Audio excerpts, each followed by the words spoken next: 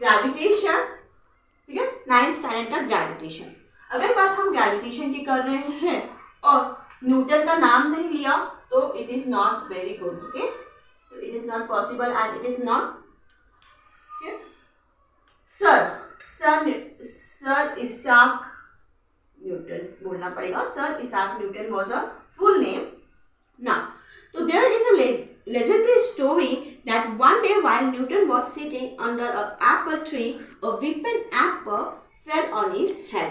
ठीक है, ये स्टोरी है न्यूटन की कि जब न्यूटन जी एप्पल ट्री के नीचे बैठे हुए थे तो suddenly one Apple is fell on his head बोलो या फिर जमीन पे बोल लो, ठीक है। और यहाँ से ही new that the first law of the motion that the force should have act on an apple, a net force, ठीक है, should have act on an apple to make it fall from a tree। कुछ तो भी net force होगा जो Apple को जमीन पे आन के गिरने के लिए मजबूर किया, ठीक है। From this what I will say here, from this incident, ठीक है, Newton gave the statement that like a apple and a earth have a attraction each other, same way every particle in universe have a attraction, ठीक है, some force of attraction, ठीक है।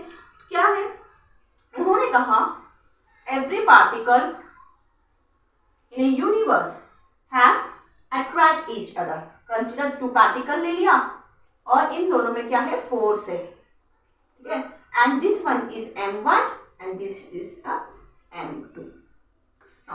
M1 and M2, the force in which is a directly proportional to a product of their masses and inversely proportional to their distance, ठीक है, and distance always take from the center of the particle, हमेशा distance हमें उनका center से लेना है, ठीक है, inversely proportional to their squares of their force, ठीक है, of particle। now अब ये दोनों same, they both is a same statement, F is directly, इन दोनों में भी एफ है, तो combine this equation, so what we get m minus m2 upon d square, ठीक है। Now to remove this sign, ठीक है, मैथ्स में to remove is very important, maths में अगर इसको हटाना है तो इक्वल टू का साइन है तो वी नीड वन कांस्टेंट, हमें वन एक कांस्टेंट की जरूरत होती है, कांस्टेंट की जरूरत होती है, तो वहां उसका काम करता है जी। तो what is a G here, universal gravitational constant, ठीक है, ग्रेविटेशनल कांस्टेंट इज जी, ठीक है। तो so many student start by heart the statement, ठीक है, बहुत सारे स्टूडेंट होते हैं जो स्टेटमेंट को याद करने लगते हैं, we have no need to by heart the statement, only remember draw this diagram and make a statement। ये डायग्राम ड्रॉ कर लो टू पार्टिकल्स के, दो ऑब्जेक्ट्स के बीच में, ठीक है, एंड कोई भी ऑब्जेक्ट के बीच में फोर्स हो रहा है और डिस्टेंस है, तो make a statement. See how I can make a every particle, every, the board is not working here, so I will write here every particle, see, every particle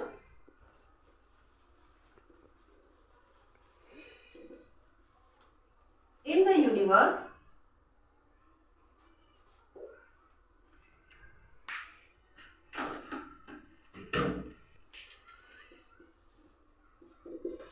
in the universe attract each other, ठीक है, attract each other force which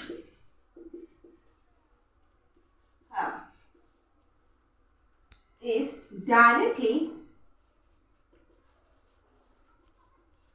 proportional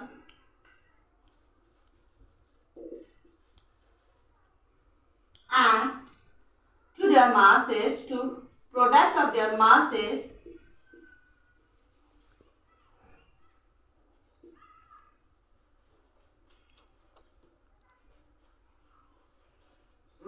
masses and inversely proportion to the squares of distance between them. ठीक है, distance between them.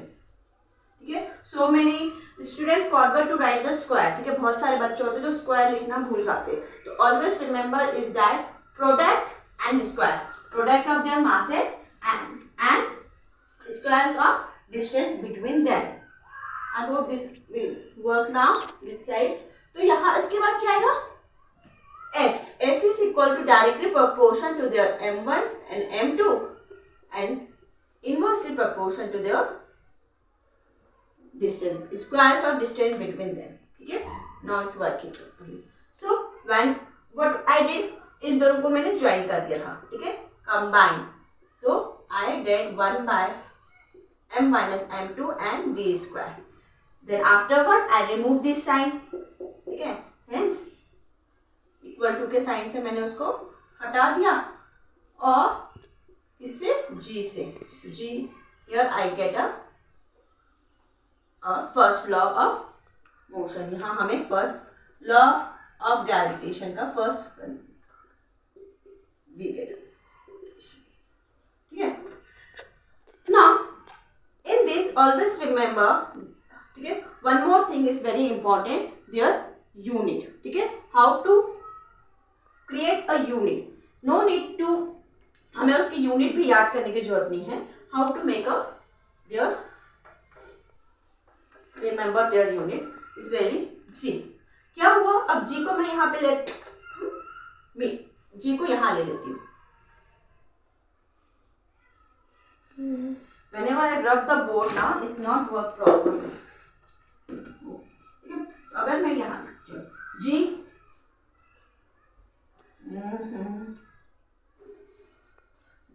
now it's working. g is here. We wait for the 5 minutes. ठीक है, छोड़ने के लिए. ठीक है, g मैंने यहाँ ले लिया. अब f यहाँ चला गया. अब this one goes to here, ऊपर आ जाता है d square and m1 minus m and m minus d बोल रही हूँ, m1 and m2 प्रोडक्ट.